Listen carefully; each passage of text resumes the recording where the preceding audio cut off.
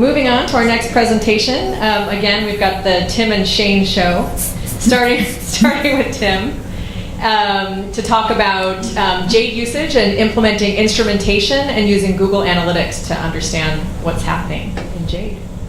Yes, instrumentation, Google Analytics. So, as I said earlier, I deal with people and people using software.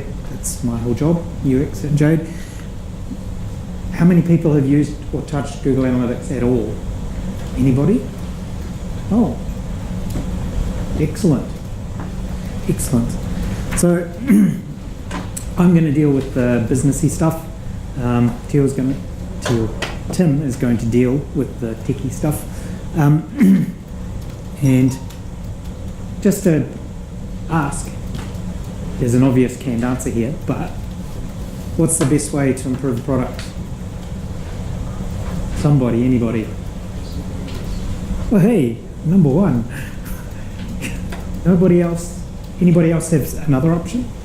Out of curiosity, I was really interested to see what other options there would be. Because yes. No, excellent. Learn from the people who use it. That's pretty much the way. And yes, I put best in inverted commas to give myself an out, but this is the way that gives you the best answers the fastest, really. At some point in what you do, what you build, what you've created, a person is involved and you're creating for that person. So find out what they want. That's how you need to improve things. It might be performance, it might be underlying things, but they're going to give you the guidance. So second question then, how do you go about doing that? I'm looking for the groups of methods here rather than something specific. There's only 2 questions. You can sit back and go back to sleep after this. Talk. Yeah, conversations, chatbots. I'm kidding, not really. Probably work, maybe. We could try it. 2 for 2. There's actually 2 broad ranges in this of methods, and you will have seen, probably guess what the second one is out of this. There's actually a third one that we see a lot. I'm not going to talk about that too much. First one is qualitative methods. This is my bread and butter, and I touched on them last year, if you were here last year. Essentially talking to people, interviews, observing them, day in the life studies, all that kind of warm, soft, fuzzy type stuff. There's also quantitative methods, so looking for quantities rather than qualities. Qualitative methods look for things that are hard to measure, so you need to talk to people.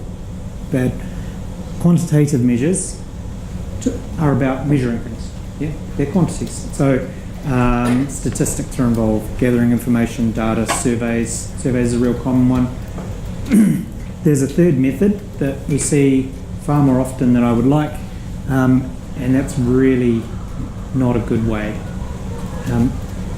I would love to know how many people globally, that's all they ever do, and for their product, they build it, they throw it out there. I mean, it's a really hard thing to figure out, but we see it a lot, and it's usually at the 11th hour when people realise it's not such a good method, and they're looking for trying to understand. It's often when I end up talking to them.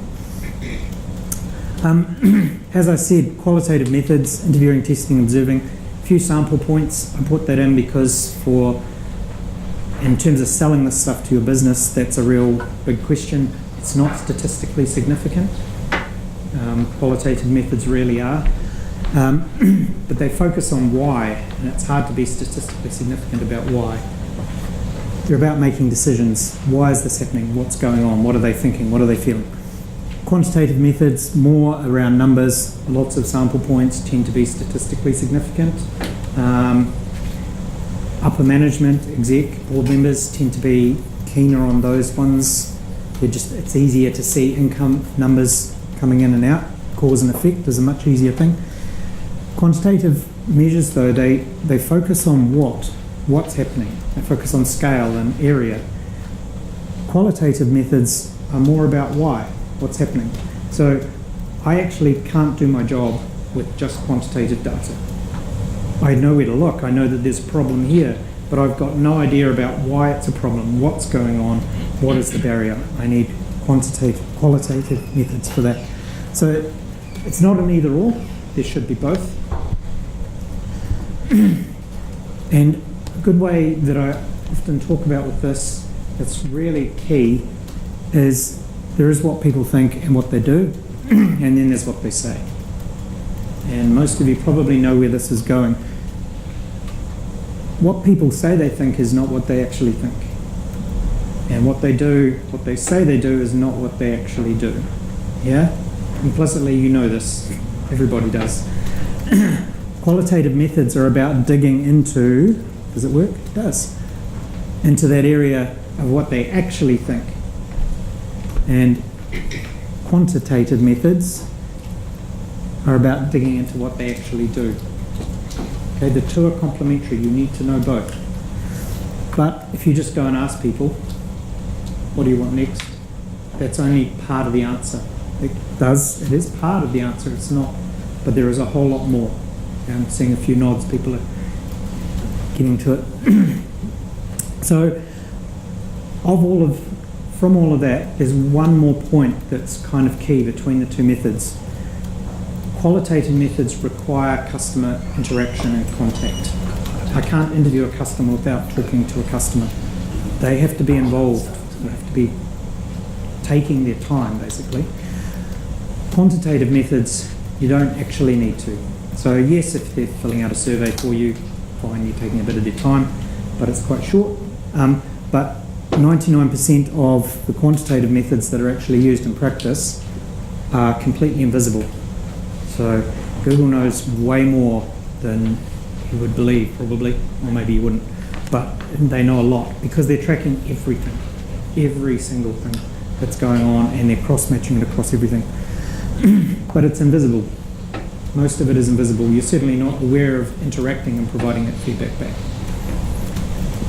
And so Google Analytics as a tool is actually the small part they surface that lets you see a tiny slice of what they know about you, effectively. And it's a really, really good tool. It's a really good analytical tool. We had a look at a few.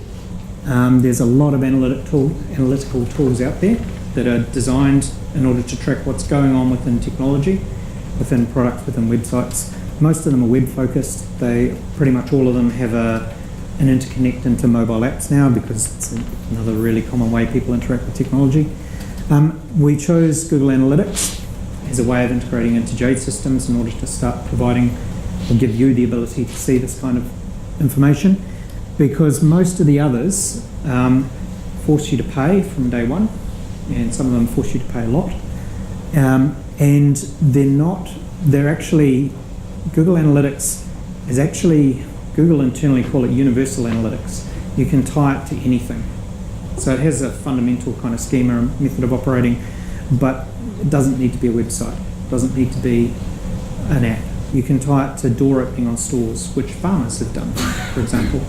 So using analytics as a platform, farmers, the retail store knows when you search for something, a sofa on their website, and then you walk into the store, they can join those two dots. Okay? And it's through this. So it's a very powerful platform. Now I'm going to steal some of Tim's thunder and just draw an integration diagram. This was another reason why we chose Google Analytics. You need to create an account, pretty simple 2-second thing. You create a property, everything they work with is called a property. You have your JADE application and give it a hit. That's it. It's integrated. Talking about RESTful services, talking about all those other things. That's it. It's a one-way transaction, and Google Analytics does lots of magic from there. Okay, there's no complicated integration, hidden mechanisms. There's no pieces of SDK that you need to embed in it. It's simply sending a specific message in a specific form to a single endpoint. So, analytics very quickly. Now, fair to say, when was the analytics package released? A few months ago, not too long ago. At this point, we haven't done a Google Analytics integration into a production system. So It's all sitting there, and Tim will talk about how to do it and how it works. But we haven't done one with the production system. So I don't have a Google Analytics account that has data from a production JADE system in it. So what I did, and I couldn't really show you any of the other ones we have access to because of confidentiality. So, well, that's useful. It's back to the demo effect.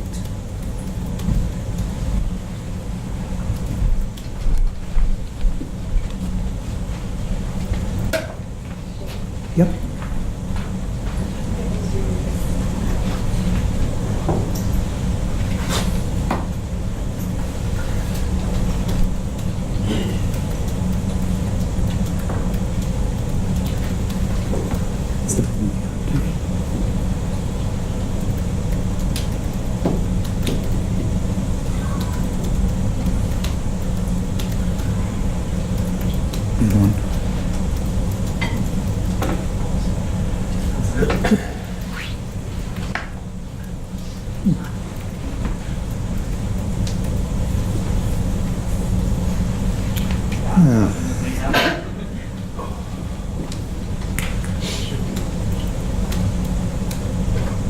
No, it has figured who I am.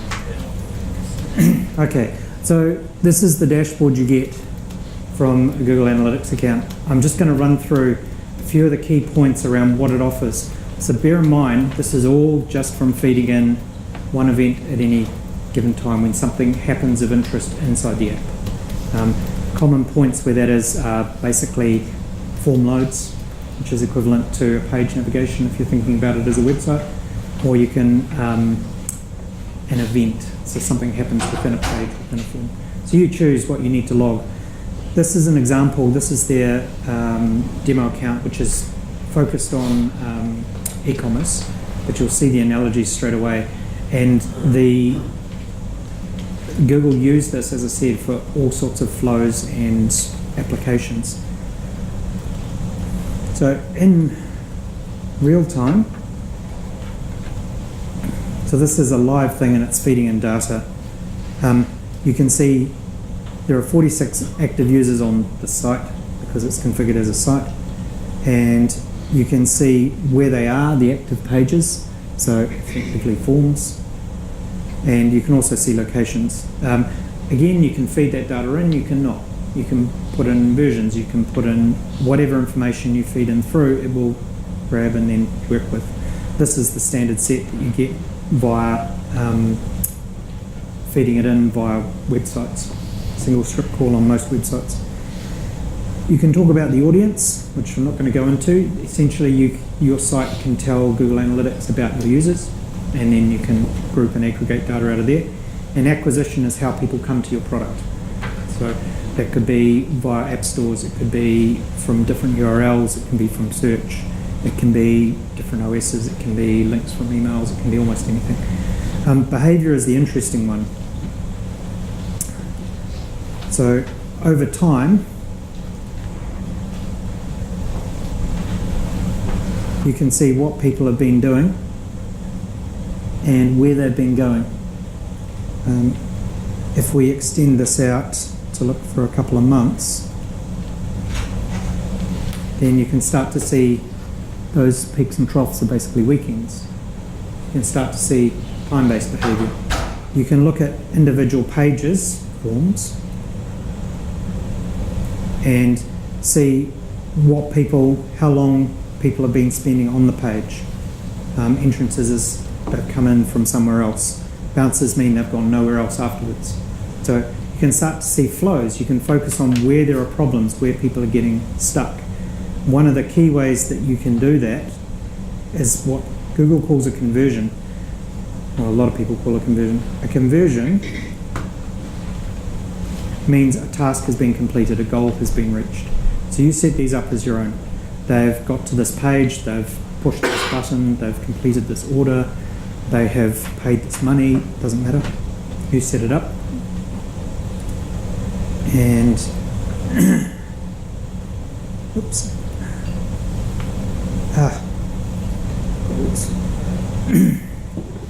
By by the way, they have this real habit. One thing about this is that they have a real habit of redoing the UI here. Changes on an almost daily basis. So these are goal URLs. This is the endpoint for a task being completed. But you can see the flow that you want people to go through. This is an e-commerce flow, but it could be placing a purchase order, ordering some stock to come in for an ERP system. Take it back, doesn't matter. The big thing that stands out to me here is a whole lot of people have come into the payment, but only 12% have dropped out, have come through. 12% have come here and continued. There is a problem here. This is where we need to focus. Don't know what the problem is, need to talk to people to figure out why, but it gives you a focal point. So you set up as many of these as you need, depending on your system. And so on and so on and so on. I've skipped all the deep dive tools. You can set up your own questions and dig in and do all sorts of data analysis when you have worries about the system. But effectively, this is what you get from firing off one message, typically from a form load. Any quick questions, and then I'll hand over to Tim to talk about the technical ins and outs. Think of the things you don't know and what you don't know, where in the system you don't know what people are doing. This will tell you. Nope. Awesome. Rob's twitching.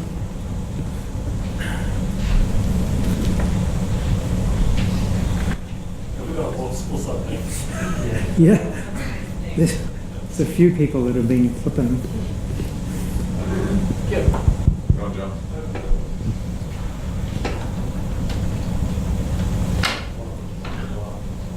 Can you reach?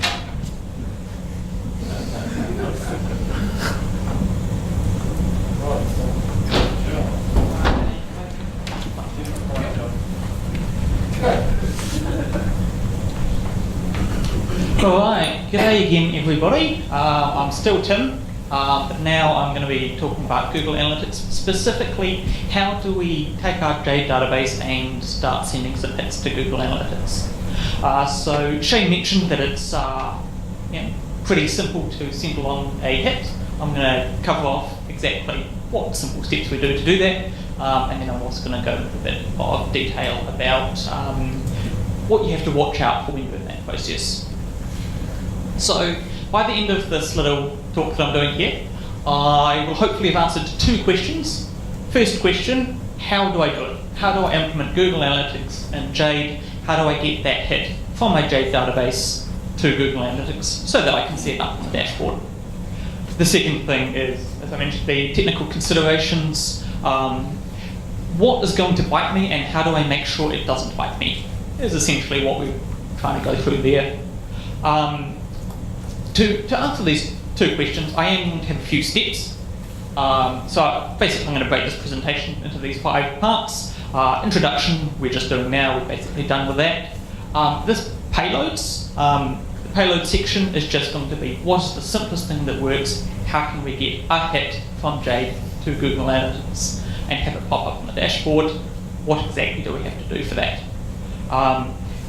There's a lot of technical considerations. I'm not going to go through all of them because we would be here for the rest of the day at least. But I will cover 2 of the main ones. One thing is performance, how to make it collect the data without slowing down your user through use of asynchronicity. That's a big word for me. And then scalability is a big topic. I'm only going to be covering one aspect of it, which is how to keep Google Analytics free, how much data can we send to them before they're like, oh, I don't know, that's a bit much. And then we're going to wrap up. I'm going to do a bit of, just a bit of a live demo, because live demos are excellent and they always go perfectly for me. There's some wood. There we go, touch wood, awesome, sorted. Yeah, so I'm going to do a bit of a wrap up, and that wrap up will involve a demo that will definitely work, I think. Okie dokie. So yeah, I mentioned payloads. So what is a payload? A payload is simply the message that we send from JADE to Google in order to give them a hit. It represents one of these hits. We've spoken about hits all All that is it's an event. It could be loading up a form, it could be clicking on a button, it could be toggling a checkbox. It's something that the user does on your system, specifically on the user interface, that you care about. You don't necessarily need to wire every single button and every single interactable on your entire application, and in fact you probably shouldn't, because you're going to have a lot of random noise there. But any that you've chosen to track will generate a hit, and then we have to get that to Google. How we do that is we send it in an HTTP, hopefully secure, post request in the post request body as a string. It's going to contain a whole lot of parameters, and Google will tell us which parameters they expect us to give them, and some values for those parameters. They are delimited by an ampersand. So we're going to see exactly what parameters, what values we're going to be putting through, and how that kind of looks like in our string, so that we know what we're trying to send along. Alright. So, what do we have to include? What we have to include will vary. So what it's going to vary on is the hit type. If you are doing a screen view, then you're going to need to send different data to Google than if you're clicking on a button and generating an event. But there are some things you always have to send along that are common to any sort of hit that you're sending to Google. And this list here is all of the things that you must always give them. So the first thing is the version number. Version number is 1. First one's nice and easy for us. This is not the version number of your application. This is not the version number of Jade. This is the version number of Google Analytics. Currently, Google Analytics is version number 1. At some point, they'll probably make a version 2. I'm sure they'll tell us when they do that, but until they tell us otherwise, we're on version 1. Easy. Now, the second thing, this is, well, they're all important because it won't let you not have them, but especially important, tracking ID. This is which property are we sending our hit to. Hopefully, we're sending our hit to the property that we've set up, rather than some other random person's property. When you create a property on Google Analytics, when you've made your account, set up a new property, it will tell you what to put in here. Just make sure you plug in the right thing. Really as easy as that. It can be a good idea. You can actually put an entry in your ini file, or you can hard code it. However you want to do it. I personally like the ini file, but we just have to make sure that we're sending it to the right tracking ID so that you're getting your data going to the right place.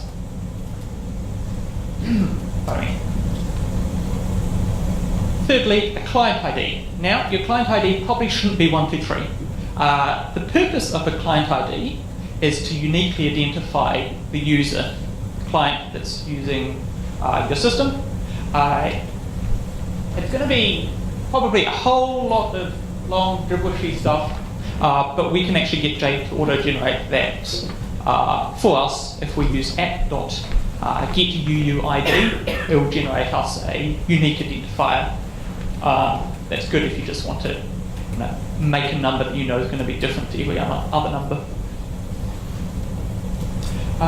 Hit type. I mentioned that different hit types are going to need different mandatory parameters.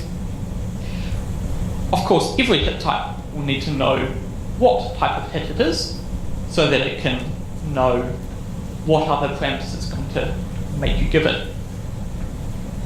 Some examples for this page view is more for a website. There's screen view, which is probably what we'd use for the JADE application.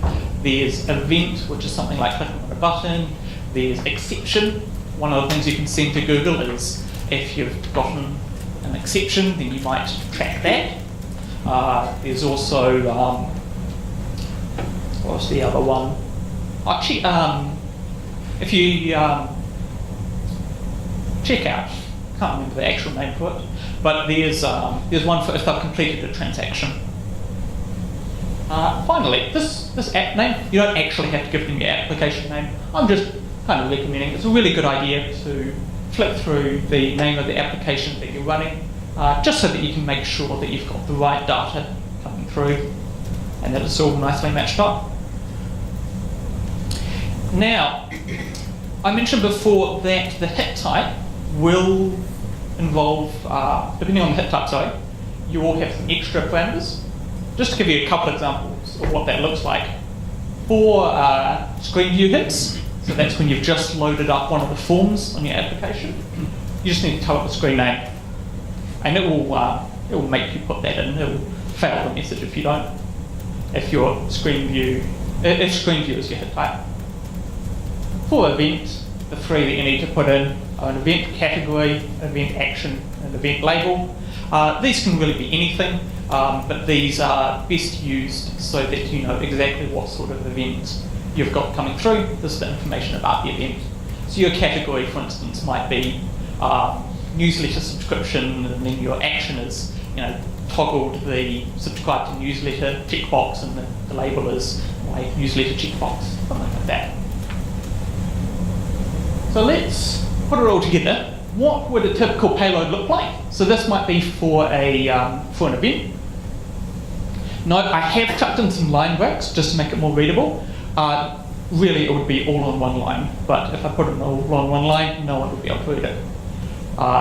So you see, you've got a version number, you've got the ID for your property there, custom ID. I just made Jade spit out a random one.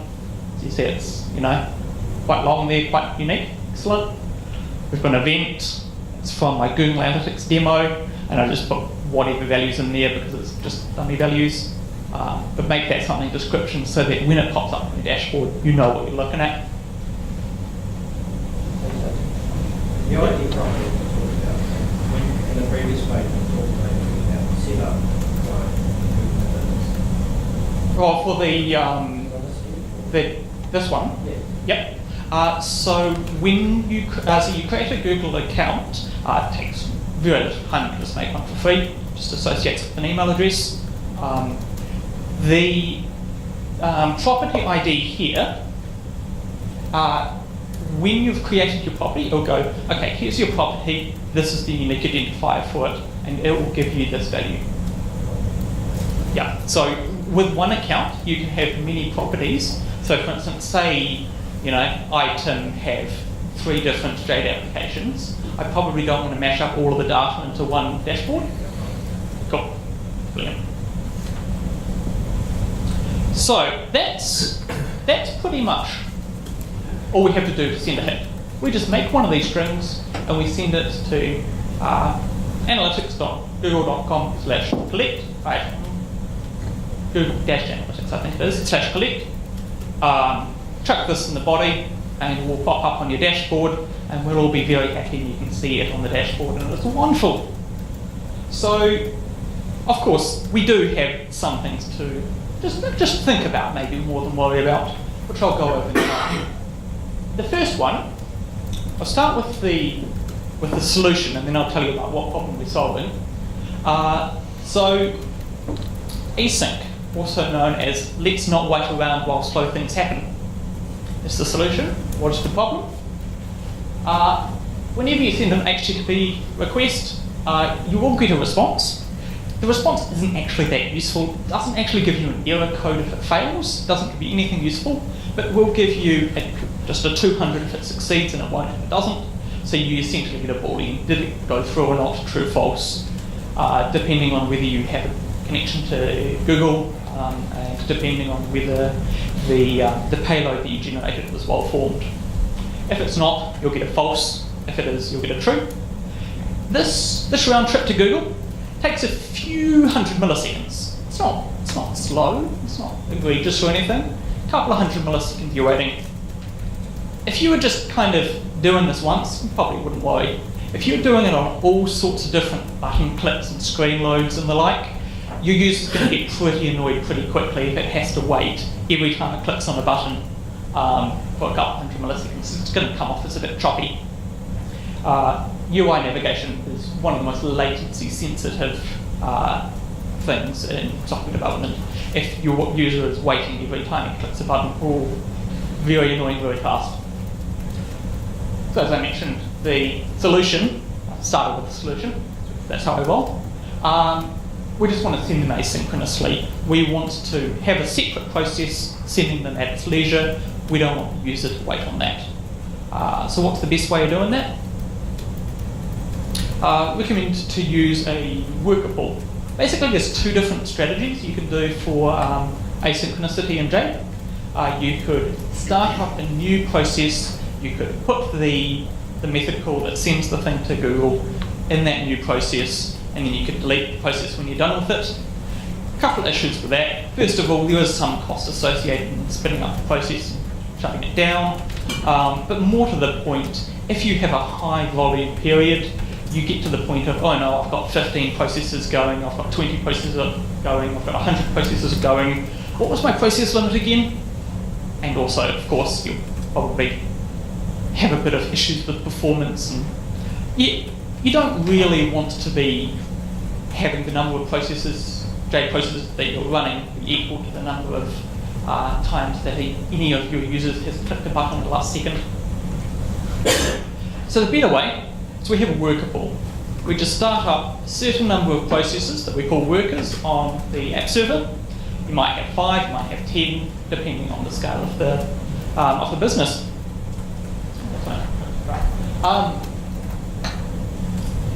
What will happen is whenever you need to send one of these messages, we have a Jade method context class, has an invoke method. If you call Jade, if you assign a worker process, specifically a name of a worker process, to the Jade method context, and use the invoke method, it will call that method, and it will just take the first available worker, and they all have the same name, so it just goes, okay, one of these workers, whoever's available first, that worker does the method call, and it is performed asynchronously. You don't have the issue with a lot of processes spawning, and you still get the advantage of the user doesn't have to wait at all. Cool. So that's really all we need to do for that. So it's not a big deal, and I mean, really, you could just have an application where you've got a quarter-second delay every time you do anything, but to make it as smooth as possible, very much recommend performing all of these actions asynchronously. The second point that I basically just wanted to make about technical considerations is scalability. Again, it's a really big topic. There's a lot of different aspects to it. I'm just going to cover off one just to give you a bit of an idea, a bit of a taste.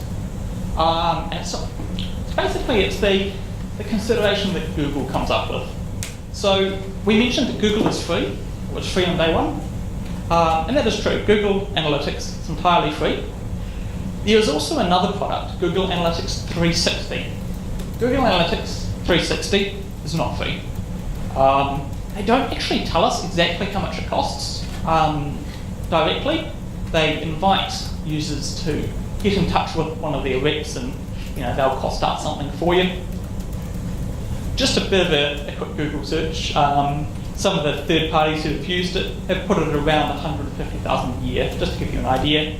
It's enough money that if we can avoid giving them $150,000 a year, we probably want to. So, what does this 360 account do? I mean, they give you some support and some custom service and stuff, but mostly what they do is they remove all of the caps they have on how much data they'll let you send them. Which of course brings up the point, how much data do they let us send them? Now, are we going to hit this limit? And to allay any worries, hopefully any worries, the answer is probably not for most users. So there's 3 limits. And you probably can't read the URL, but there's a URL that I've gotten from, they just published this, read anything. So the first one, 10 million hits per month per property. So we mentioned you can have multiple properties in an account. You may want to do that because you can actually get around this limit just by splitting into different properties if you want. This ends up being about 3.5 seconds, 3.5 requests per second. Single users never going to do that. If you start having 100 concurrent users at all times, you might start hitting that. Small to medium applications probably aren't going to stress too much about this, but it's a thing that you might have if you have a very large scale operation. Second one is 200,000 hits per user per day. Again, pretty unlikely to hit that unless you're doing some sort of thing where, maybe you've got, we mentioned the automatic test code generator. If you've got some sort of bot running your thing and you've got Google Analytics behind the application that this bot is autopiloting, maybe you'd start hitting that. But beyond that, just basic things. Don't use it for things that are being automated if you've got the same user for everything. And finally, 500 hits per session. Basically, just don't have your sessions be too ridiculously long, and again, don't spam them. That's basically all we're saying to that one. Please don't spam us. Now, probably not too worrying about hitting these properties. They're just really something to keep in your mind.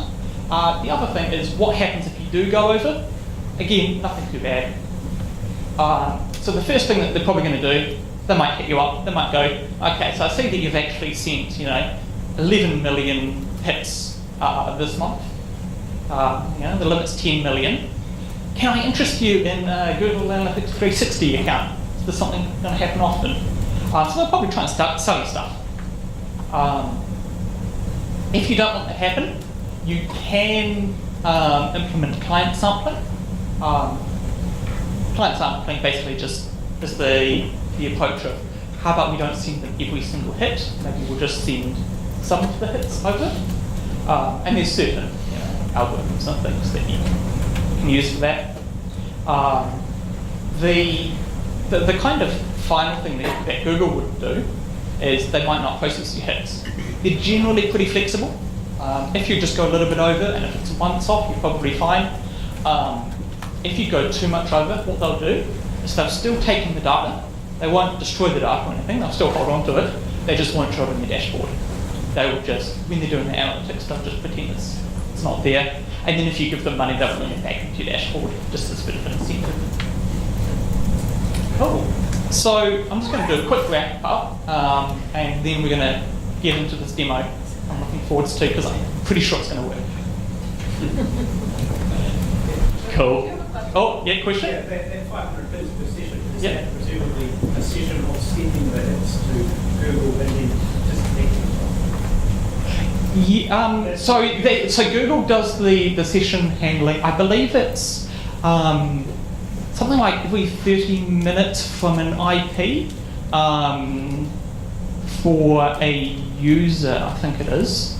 It's users. Yeah. It's users, 10 minutes per user per ID, per origin. So if you had an application where the user was being away at 8 hours a day. Because it's 30-minute blocks, so that wouldn't be one long session. Right. So that would be looking at frequency. So you'd still have to have, kind of, I guess, one session, one user from your account, doing things really, really fast. Long isn't the issue, fast is the issue. Got anything else before I? So, this just gives kind of a map of what's going to happen. So the first thing is we're going to collect the data. You just wire it up on your event methods. So your form has a form load, your button has a click event. Just simple as a method call to you write a class, for instance, that creates these payload strings. You just call it from your Jade form load method or the like. We're going to collect the data as users click through. We're going to format it. So I would very much recommend not trying to put all of the code to generate these payload strings and repeat it in every single event. What you want to do is you just write one method that takes in some parameters and spits out the string. But yeah, we're going to make these payload strings. We're going to send them asynchronously to Google, and then they're going to appear on the Google Analytics dashboard. That's really all the crux of it, all we need to do. So, just basically we're going to have our demo now. I will note that now Ashley mentioned that we have this public GitHub with a whole lot of nice examples on it. One of the examples we have is So we do have some JADE schemas which can send some stuff to Google Analytics. Just a nice simple, it's a form that you can click some buttons, and as you click the buttons, it will send things over to Google Analytics, just to kind of give you an idea of how to load it up. So I'd recommend checking out that, maybe just pull it onto your system, have a bit of a look, have a bit of a play, see how it goes for you. But now, I'm going to be using kind of a modified version of this, just to make it a little bit simpler for the purposes of the demo. But let's see how this will go. Alrighty.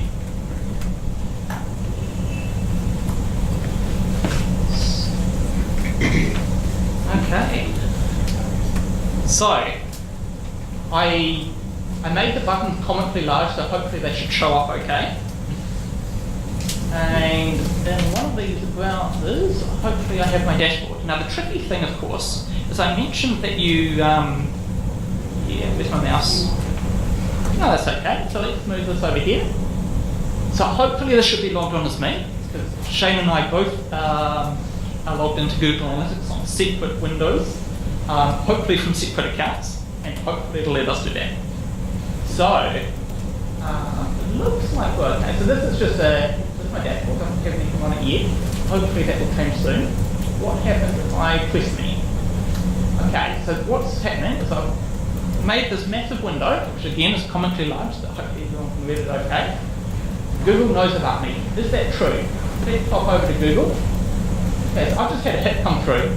So what I did is on this method, on this form here, on my load event, I had a call that made, I'll just drag this aside. Alrighty. This thing here is the payload I generated. I just haven't put up the output log as we make it. So this is what I generated. I sent this to Google. I did a sending. This is just so that we can see. The sending sent, true, it did get through. If I try and do this, and I, aren't connected to the internet, or I malform this or something like that, then I get a false here. That's really all I'm getting. That turned up here is the contact. We can see dummy form. That's just what I called that form that I opened. Dummy form is pulled up here, and I can see that's location Auckland, where we did it from. I'm going to flick over to events, and I'm going to start firing off some events and see if they can turn up. At least the server isn't responding. Okay, so I'll fire off some events, and then hopefully Google will show them to us. So one event I've got is if I toggle this, I have an event on that. Now, come on Google, come on internet.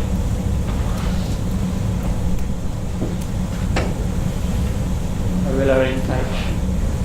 Analytics, good enough. No internet, fantastic. Oh yeah, I see the wireless has gone out. Well, no internet on Sorrento S01.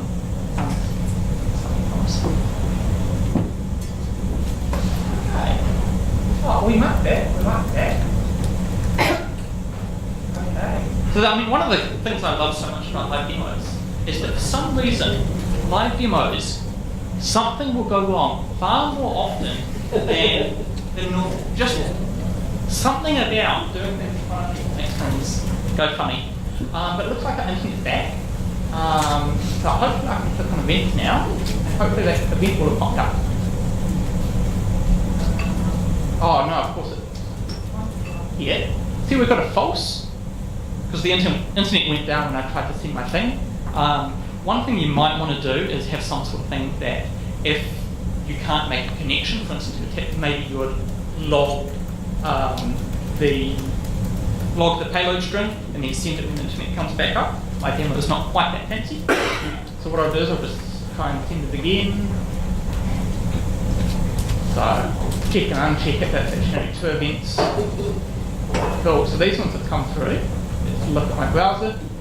Cool, so we've got 2 events, one for unchecking it, one for checking it.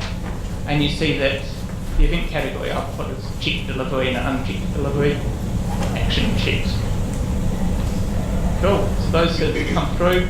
Then when I buy the thing, closes the window, and that should fire through another event, so we should see that appear momentarily. Cool, looks like we've got it. And then this sometimes has a slight lag before this pops up. There we go. Purchased with delivery. So we mentioned that we have not put Google Analytics onto any production system. This is not a production system. This is a little form that really all it does is it has some buttons connected to Google Analytics. We're not doing anything particularly exciting with this data. This is just kind of a proof of concept so that you can see, hey, as I click on these buttons, I can make one of these strings. I'll show you one of them again. Find a mouse. We can make these strings, we can send them along. A couple hundred milliseconds later, they pop up on Google. And the intelligent combination of these events allows for doing the awesome stuff you saw from Shane, where you can track customers and where they're dropping out throughout your use as workflow, or not workflow, your e-commerce flow. So, thank you, and we're going to have some questions now, and then I think after the questions we get to do some afternoon tea, so that's exciting. Now, I'm just going to bring up PowerPoint again if I can. Yeah. I'm going to let our technical PowerPoint expert here actually figure this one out for me. But any questions for Hello. So firstly, the location for the team out of the IP address. Right. And then You don't have that. no, and then secondly, so is there some sort of continuing customers teams they can set the they can use teams when you say a Jade stack trace? So there isn't a block to Jade stack traces. Thank you. Yeah, so I'll just repeat that question so that we got it for the camera. So that was a question about what sort of things can we send to Google Analytics? Can we send anything? The answer is they've got a long list of properties that you can assign values to. There's things like how many milliseconds between when the event fired and when you sent it. So for instance, if you wanted to save it and then send it later if you lost internet or something, that's one of the properties. There's a huge number of them. For something like a Jade stack trace, I feel like Google Analytics is not the right tool for looking at stack traces. You'd be more likely to do something like send that there was an exception, and then you could see, okay, so what sort of times of day, what sort of things, when do we have our exceptions? Because that's really what it's more for. I mean, you could. I don't know if there's any limits on how much text you could send. You could potentially send a stack trace if it would fit in one of the values of a parameter, but it's not. It's not really what it's for.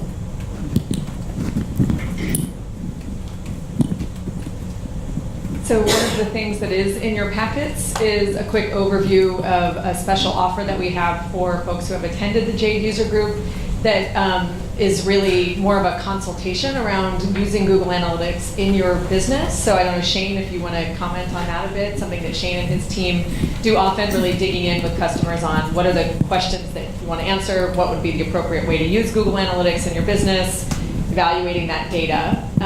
So that's there. Shane, if you want to comment on that, and then we maybe have time for one question after that. Only just one small comment there. The technical side of it, the implementation you've seen is pretty simple. It's quite easy to get it working across any system. It was Google's whole drive for it. The key question as a business one is, what do you want to know? What do you want to learn? And we can even, and often do, run experiments with the event logger. So the category action label thing.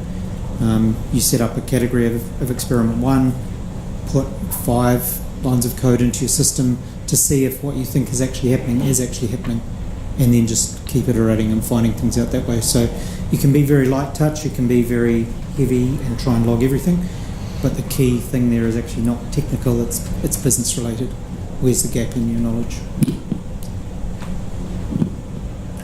Any other questions? One question back here.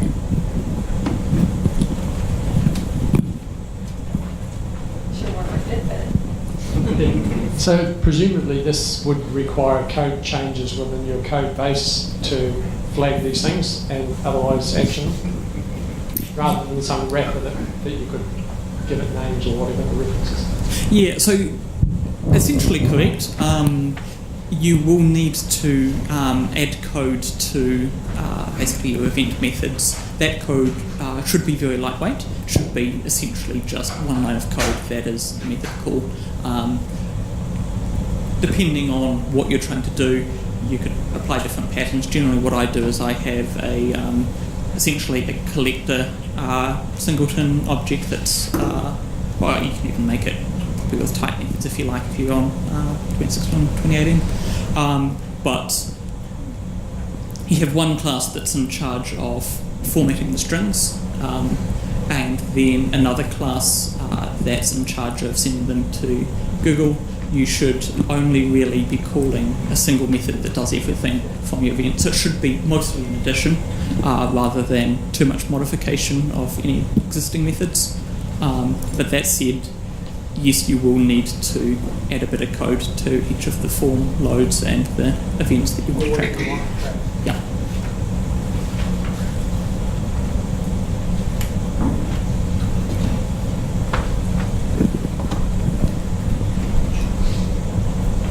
Just thinking in the context of using it for a server-side web services, so it's potentially got a lot of hits coming through. You might want to use it to track each individual function getting called. You've talked about how you can offload that to another thread to take some of the latency away, but do you ever see any bottleneck in those threads in terms of getting all those messages off to Google? Okay, so there's one thing I didn't mention that's a useful tool for that basically exactly that sort of problem, is you can send more than one hit in one message. So Google does support batching. You can send one HTTP post request with up to 20 hits in it, and you just send it to /batch rather than /collect. So if you know that you're going to be generating a tremendous amount of these hits, it could be worth bundling them into one superstring, chucking that in and just sending whenever you get to 20. And if you're going to be sending it whenever you get to 20, then you probably want to start thinking about things like, well, what if I don't get to 20 for 5 minutes or something? Maybe have a timer over X seconds, send whatever you've got. But you can certainly, the crux of the answer is you can certainly batch the hits and send them in groups of up to 20, which will give you at least 20 times the performance, I guess.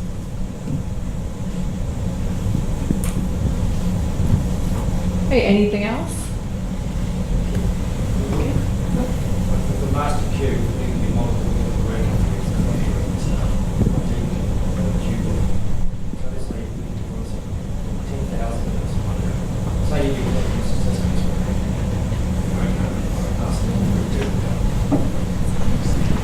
how would you load that in such a way where the workers don't freak out? I don't know whether we do use workers, but we don't use Tim, if you can repeat the question. We don't use the JADE method context currently because we found that if you had ones that return, it would top itself out of the Okay, so that's a good question and a good point that if you're looking, so the question was essentially how many messages can you chuck in this worker pool before it throws up its hands and goes, oh, that's too many messages for me to handle. There are some limits. So I'm not actually sure about the exact limits. That kind of 250 sounds right, but I'm not sure of the exact numbers on that.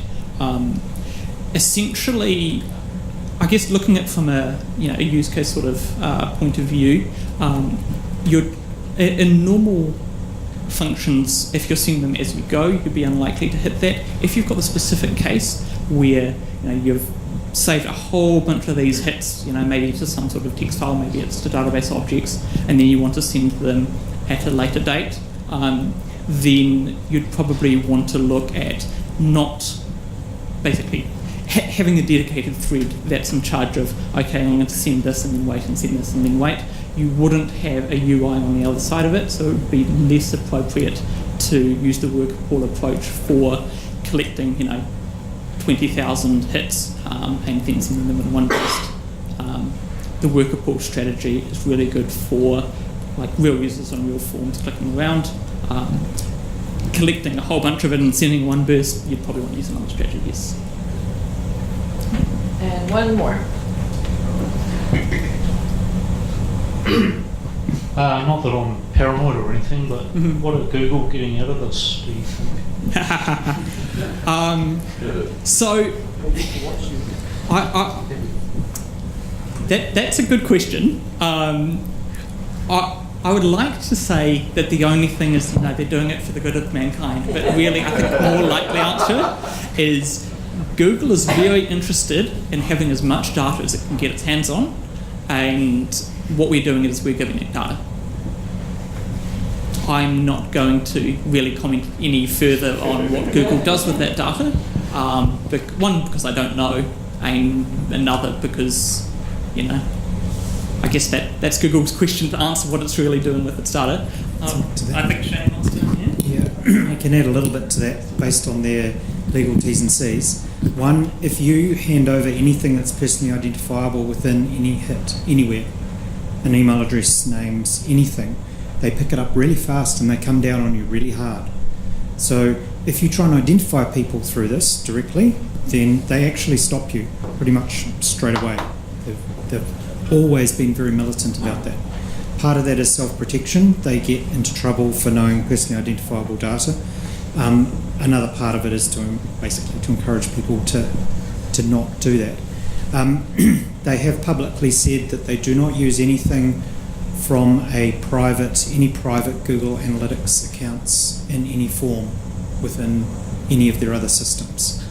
So they don't data match between the Google Analytics account that I have and my behaviour online, basically, or anything along those lines. So how true that is, don't know. But they do take this area quite seriously and they get hammered on it. The GDPR stuff really hammered them on this.